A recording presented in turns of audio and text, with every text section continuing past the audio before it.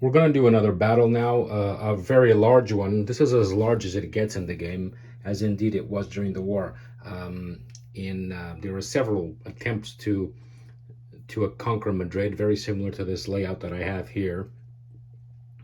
There was at least, I believe, 5 or 6 offensives towards Madrid with other actions that were diversions. For example, the North would launch an attack here so that the Republicans could fortify those areas or reinforce those areas so that to draw attention from the real intention, which was to do a large offensive in Madrid. But because Madrid is fortified, as you can see by the black cube here, and it was always well armed, usually with the army of the centro, the center, it would be hard to get it. It's very difficult to get Madrid, and indeed the nationalists never got it during the war, only after the war was finished.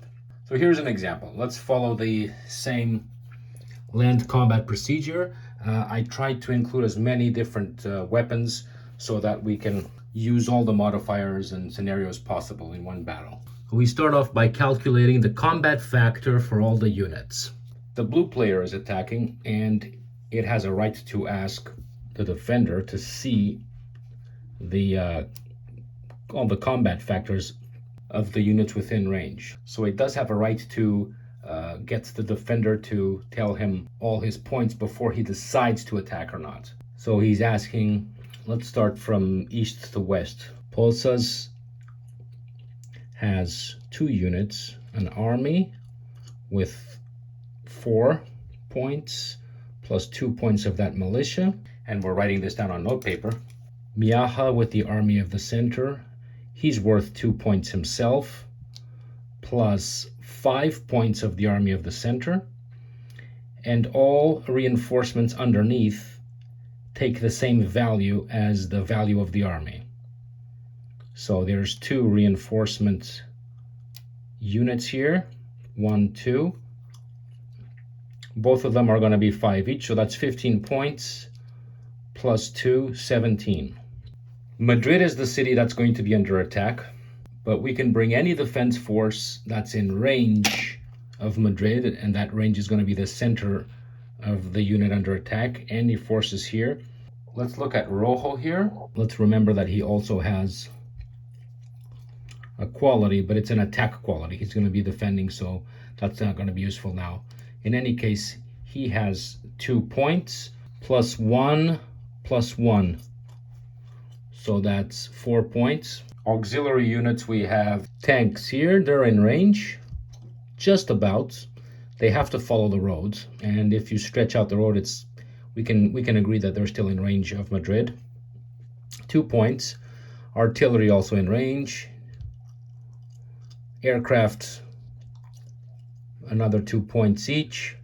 Cavalry, as you can see, cavalry is not on the roads, but it's the only unit in the game that gets to be in range of the battle, even if it's not on the road. Any other units that's off the road cannot support battle, but except for the cavalry, and it's also in range. So that's another total of 6 points for these auxiliary units. And finally, Madrid has a 3 defense factor there as well. Now we're going to calculate the nationalists.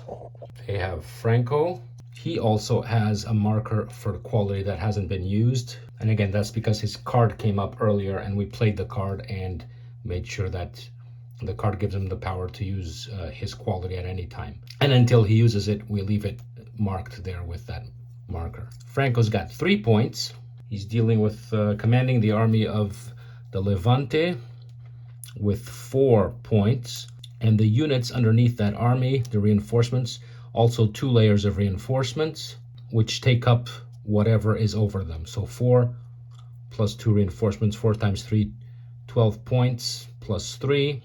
We have Berti here, 2 points, Italian. Now he's got a tank unit as well, right on the stack. And an army with 5 points, plus 1 reinforcement layer. So that's 5, 10, 12, 14. The blue is not going to use Orgaz. Actually, he can't attack anyway. He's just 1 commander, and he's got no units underneath him. He only has the garrison for the city. But even if he did, we wouldn't use that because something wrong could happen. Depending on how the battle goes, we could lose most of these forces, and then these guys would be empty for the counterattack. Doesn't make too much difference now, but it's basically going to be, the attack is going to be for them. Now, Davila over here, we could be encouraged to use him. He's got one artillery and, see, one artillery in the stack, and the militia with two, the Falange. And if he attacked, he would be striking in this direction.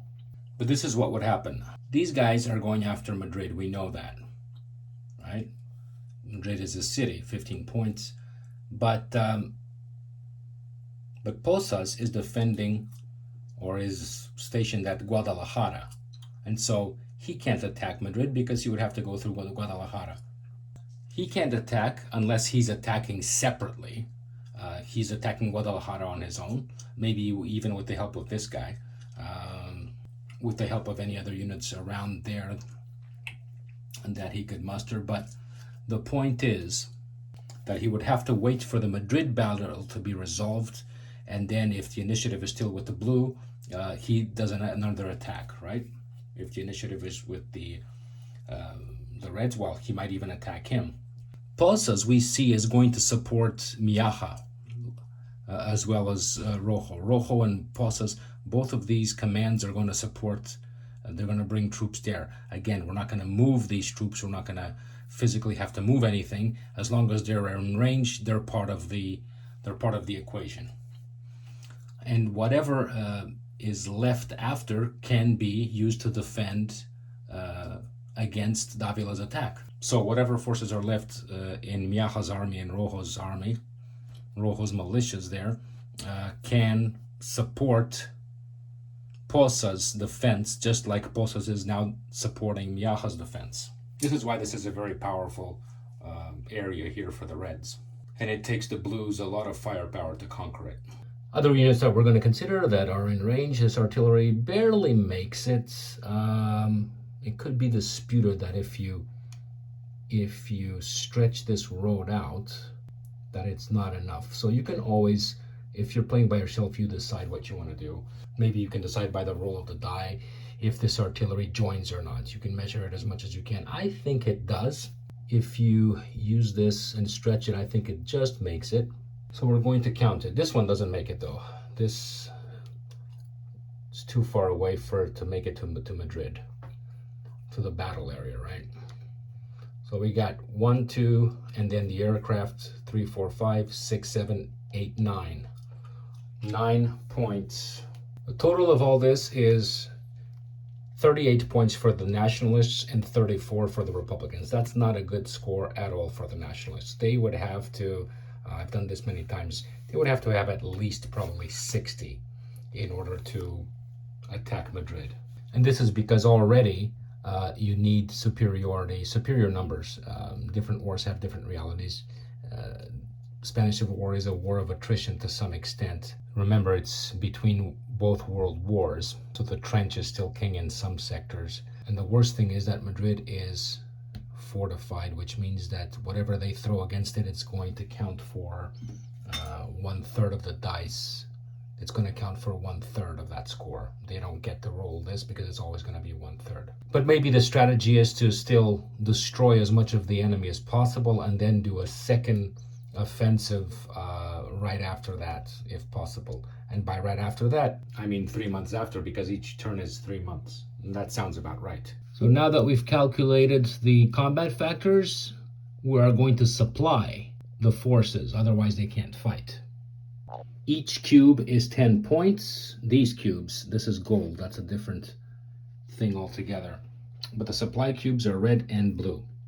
Nationalists have to pay 38, and they have it here. They have 1, 2, 3 cubes, and they could also use this cube to supply it because it's uninterrupted road. So what would happen is that they would remove these cubes, put it outside of the game, and that's how they pay for the 38 points. However, Franco has two qualities. Most generals have one. He's got LP. You go to the quick reference, that's logistics and political. Logistics means you do not pay for combat on one battle. Not all the forces, but whatever forces he's in commanding directly, you don't have to pay. Political means that you place an extra reinforcement under any army of any commander without having a stack limit, even if the army already has a full stack. In this case, the nationalists don't have any shortage of cash to attack, but they do have a shortage of points. They want as many points as possible. So you can only use one or the other. Frank was going to choose to use the P. You take this out because that means you're going to enforce your quality. And again, you can only have 3 layers under the commander. Most of these guys have 3 layers of any combination. It could be artillery, tanks, infantry, which is militia or armies. Usually a good strong force is the army with as many reinforcements as it can have, which is an army plus 2 reinforcements, because you can always put the other units around it. So you want to put the reinforcements, they can only go under armies. Frank already has 2, so that's a maximum of 3 stack, but because of the political quality, he has to use the next available one on the map, which would be here, and he pays for it. So he does have to pay 8 to use it, and in this case only he could put it under any commander he wants anywhere in the game, actually, because he's the commander-in-chief. He's the only one with a political quality, but he's going to put it under himself and pay the 8. Doesn't have enough here. He only has 3 points, so he's going to use one of the cubes. He's going to use 8 and get 2 in change.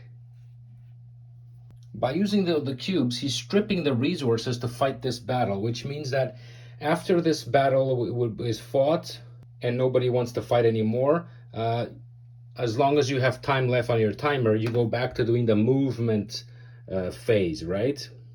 Remember, during the land phase, you first do movement, pay for movement, then you do all the combat that you can handle, and then you go back to the land movement. But you can only do land movement, or combat for that matter, provided you have enough cubes in the map, on the map, to supply the movement and the combat. That's why, even if the time was not to run out, eventually your resources would run out, and you can't get more resources from there until the end of the entire turn, which means that you have to go through the other movements. And you always want to leave stuff near the ports so you could supply your ships as well when it comes time for the naval phase. So he's used the political, he's not going to use the logistics, he has to pay for the whole thing. So the total of 38 points. Let's not forget that we just added more points. We added another layer here. That means another 4 points. So this becomes 42 points. And they're going to pay for that with the ones that are connected to them, which are pretty much all of these. Even the far ones down there, they connect to the front. So 1, 2, 3, 4. 4 cubes gone, and 2. The reds are going to pay for theirs, 34. They would have to use these ones here. If they really need to, they can still use these ones because they are still connected by road. But look, see how this works? They wouldn't be able to use this road because that's a blue city. They would have to go through here. So if to get to Madrid, they have to pass by here. This is also cut off. It's at the moment a blue city. So the only route that they have is through here.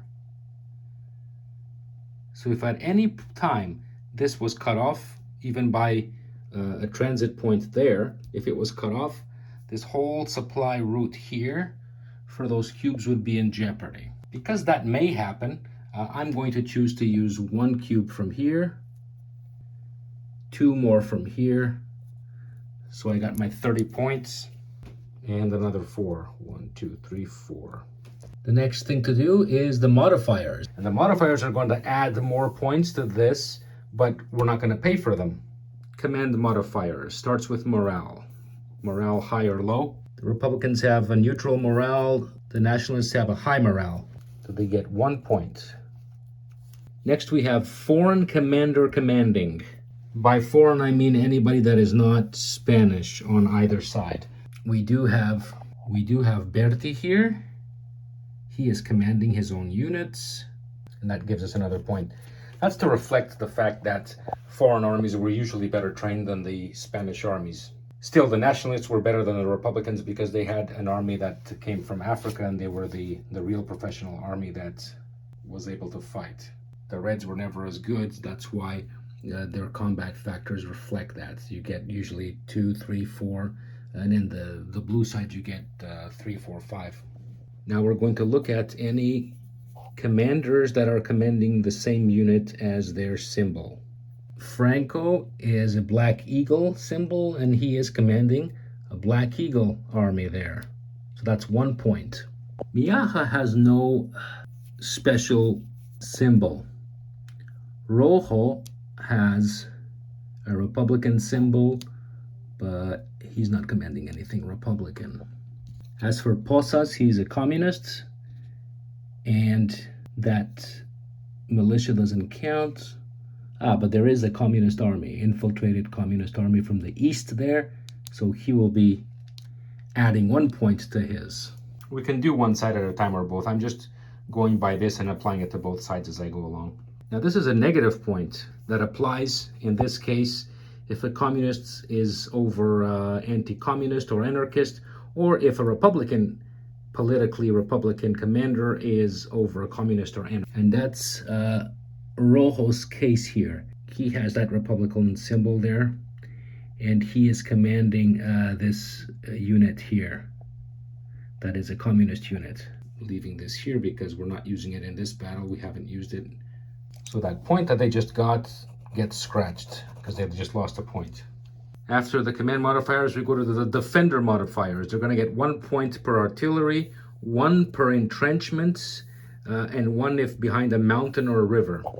They are not behind a river from the attack side. They do have that entrenchment there, which is that bar, and they do have 1 artillery, so they get 2 points. For the attacker, 1 per triangle. This was a triangle that was awarded to this army because they won their last battle, and now they're going to use it for 1 point, so they lose it. Use it, lose it. 1 point for the triangle. 1 per artillery. How many artillery do we have? We have 1 here, and that's about it. Now remember, what we're doing is we're not counting the points here, the black points. We already did that when we were calculating the combat factor, which is what we also paid for. This is now on top of those points that are awarded for those things, those units existing in the battle. Also 1 per tank and per aircraft. Notice the defenders have aircraft, but they do not get a modifier value. So they have 1, 2 aircraft units. And as for tanks, they have tank unit right there as well. That is 3 points.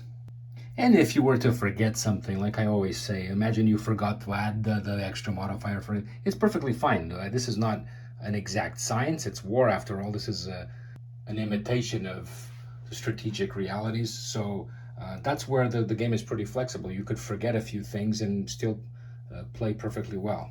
After we're done with the modifiers, we are going to pick the dice. We're going to add them all for combat points. 42 plus the modifiers, we get 49 for the nationalists and 36 for the Republicans. Notice we had started with 38 and 34. I just put it on a separate page. Usually I keep it the same way, but that just to be clearer for you guys. We had started with 34 and they only have 36, but the nationalists started with 38, and then that extra unit came around 42. At the end of the day, they gained a lot more, so the modifiers are in their favor for this attack. And these are the dice that they're going to pick. The rule is you need to pick the least amount of dice possible. You can't just pick a whole bunch of blue dice and add it up to 49. You have to pick the 2 20s here, as so, plus 9. And you can always do odd numbers because of the number 3 dice, which is this one, which is the only one with dots. I always say that because all the ones that you see with numerals are even numbers, and this one is what breaks the evens. And sometimes you even roll it on its own. So 6 plus 3 equals 9 plus the 40 plus the 40, 49. These guys get 36. So this plus 10 plus 6, that's 36. Now we do the dice roll, the moment of truth. The attacker uses both the fraction dice and the green situation die. Now, we already know that because Madrid is fortified, he's going to have a 1/3 anyway, so he's not going to roll that. It's going to, his result is going to be 1/3.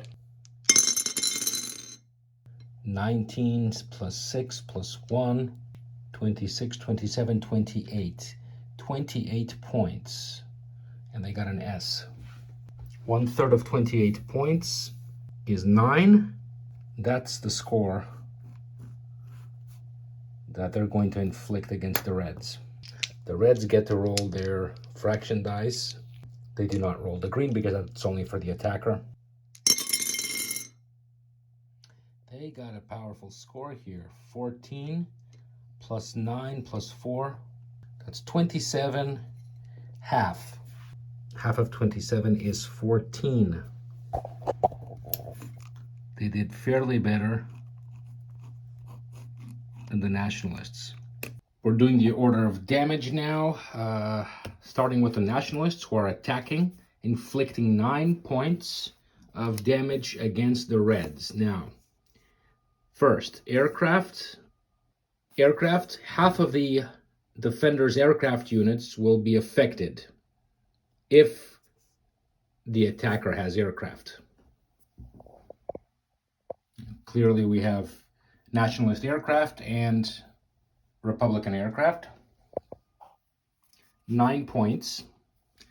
We're allowed to inflict damage on half of the forces. Now, there's 2 aircraft units, so let's inflict damage on this one here. So 2 points are destroyed. That takes it out of the game and into the next available, which is not this one. It would be here. Make a note that 2 points were used. That leaves 7. Next, artillery if the enemy has aircraft.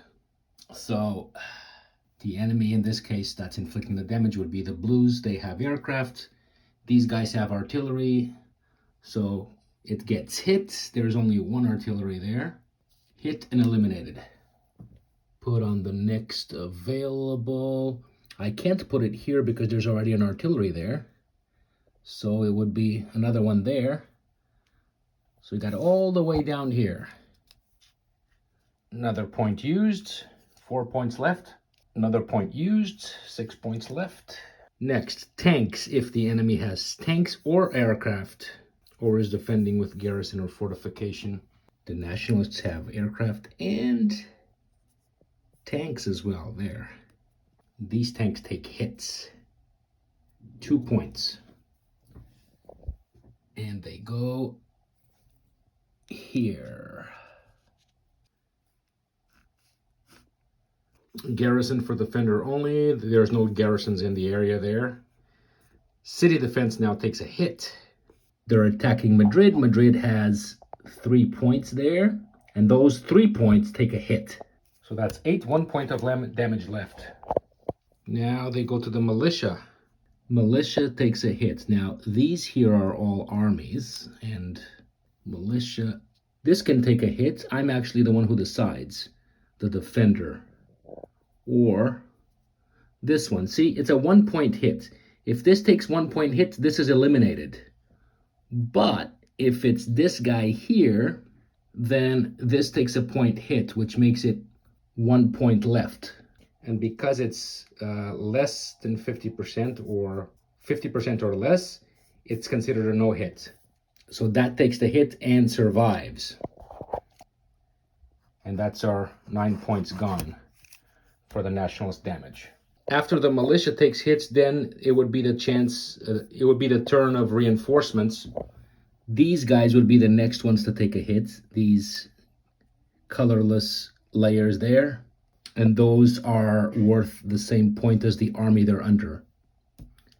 So as the army is 5 points, each one of those layers is 5 points. After them, then the army green number takes a hit. So they can absorb 4 points, the green number there. And after the green number is wasted, the black number would be absorbing the rest of the points. After that, any other artillery or tanks, cavalry, and aircraft. But those were already dealt with because we had aircraft in battle. Anyway, before we got to here, we had already spent the attacker damage points. This is why when you attack something, you should at least have 3 times the combat factor numbers. Initially, the Nationalists had 49 and the Republicans had 36. To be on, the Nationalists should have at least 90 to 100 points in order to attack the Republicans successfully, because they would be inflicting, the dice roll would have been greater, most likely. And it's not impossible. It just means that they would have to have more powerful armies, more layers there and there, perhaps another one coming from here. But Madrid is always difficult to conquer. Now the Reds are going to strike their points against the Blues, in this case the defender. 14 points. They rolled, and we followed the same thing. Aircraft, half of the units. I could decide to take 3 hits here and get rid of this instead of the German Condor Legion, but I'm actually going to choose, as the Nationalists, to take 4 hits here. This one doesn't apply because only half of the units apply. And the reason is because if I was to take this one out of the equation, I would place them not here on the next available, which is here, and then I have to pay 12 points to put them back in the game. However, this one here is German. This one pays, but the Germans, they have to wait an extra turn to be put in there, but they don't pay anything because the Italians and the Germans, they don't pay to be put into the game.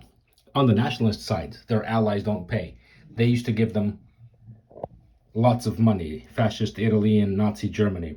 Unfortunately for the Republicans, the Soviets were not so friendly. And even the Soviet airplanes have to pay 12 points. That reflects, once again, the grim reality of the Republic. So 4 points are gone and eliminated, 10 to go. Next we got artillery if the enemy has aircraft in battle. We do have aircraft on the defender, which means, in this case the Italian blue artillery is gone, 2 points, and is placed on the next available. Tanks if the enemy has tanks or aircraft. The red tanks are gone, but they still have this aircraft. So these tanks will now take a hit. 2 points. They're placed there. 2 turns from now, or 3 turns from now. 1, 2. Next we would have, these apply only to the defenders. It's the attacker that's taking the hits now, so these don't apply. Militia is next. So all the militia that the nationalists have to take all the hits before we can move on to hitting their armies. There is no militia anywhere except here, and we already know these guys aren't attacking. The attack is coming from there only. So militia doesn't apply. We'll go on to attacking the reinforcements, receiving damage for the reinforcements. We got 6 points left, and the reinforcements would be either here or here. Franco's army that he's controlling has 4. That means each one of these layers is 4 points. 6 points are struck. That gets rid of one of these, which is 4. Put them on the next available. There's 2 points left. This guy takes a hit of 2 points. We know that this is 4. 2 out of 4 is 2 points hit. That means it's 50%. 50% or less is a no hit. So this one is preserved. We can put this back. If we had more points, these guys would continue to be taking hits until they were gone, and then we would go to the army green number, and then the army black number. They would absorb all the damage. But now the nationalists have taken all the hits. We now look to the green die. Like I said, in some, the older version will have green die and then damage, but I like to do the damage and then green die. It's almost the same thing, but we're going to follow the results. The S therefore means no matter how much damage each side takes, the attacker does not get to move, even if it's free. The A means that it gets to move if it's free. In this case, if we had rolled an A, that wouldn't happen because the point that he was attacking did not become free of the enemy. And the R, which is rarer, there's only one side with the R, is similar to the stalemate.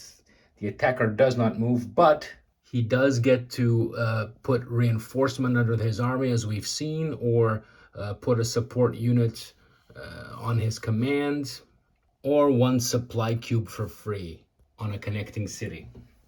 In this case, we had the S. If a Spanish commander lost all his units, it didn't happen here, but if any of these guys would have lost all the units under them, maybe even Posas, he had a bigger chance of that happening, then we would have rolled a d6. And on a 1, the commander goes on probation. And on a 2 to 6 roll, you put him back on the roster here. If he's on probation, that means he can only return to the game if you pull his card. There was no annihilation, so we're going to go back to... There was no annihilation, so we're going to go to the next point. Again, there's a lot of points here, but they're very fast to go through, except for the initial calculations in combat. Now, this is a fast business here. Spend the attack. We're going to put a yellow cube over all the attacking forces. We already have 2 yellow cubes here. Usually it's only the attacker that gets the yellow cube, but because we had an S stalemate, the defender gets front lines yellow cube and the attacker got a yellow cube. Now this guy gets another one, and all the attacking forces, which are these guys here, also the aircraft, any surviving forces that we're attacking.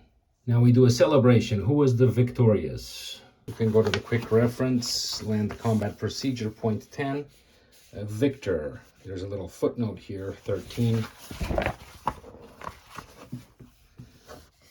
It's on the rules, but this is a reminder. You win a battle if you destroy the most enemy infantry or whoever gets the higher roll in that order, and you have not lost all your units. Franco actually lost, we know, reinforcements there. These guys didn't lose any infantry. If no side had lost infantry, or if they lost equal amounts of infantry, then we would move to which side got the highest roll. But because the Reds destroyed more infantry than the Blues, they have a defensive victory. We placed their flag at the site of the battle. The initiative goes to them, Republicans. Morale gets updated according to the flags. I already explained how the morale is calculated.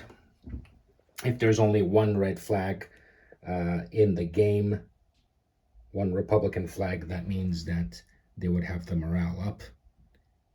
If there was 2 Republican flags in the game, that means 2 victories, then this would happen. And the inverse is the reality. If the Blues had 2 flags, it would be like that. If they had 1 flag, if they were tied in flags, we would remove all the flags. As it is, for this example, 1 flag, they get the morale. After that, we promote the commander. We're not going to promote him. We will promote Miaja. It's the only red commander that does not have... He already started the game with 4 stars, so that's as far as he can go. Otherwise, we would have promoted him like this guy, as an example, turning him around for an extra star. Celebration is done. Now, gain, update industry. There were no cities that were gained. If Madrid had been gained by the enemy, then these points would change here. The Blues would get 15 points and the Reds would lose 15 points. That happens a lot less times than you might think.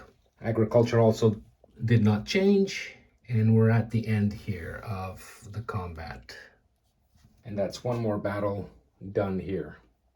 As you can see now, a battle's been fought here, a battle's been fought. In the process of that, the Reds have lost some cubes to pay for their battles, so have the Blues. Now, the Blues could have decided to carry on the fighting, but the initiative has now passed to the Reds.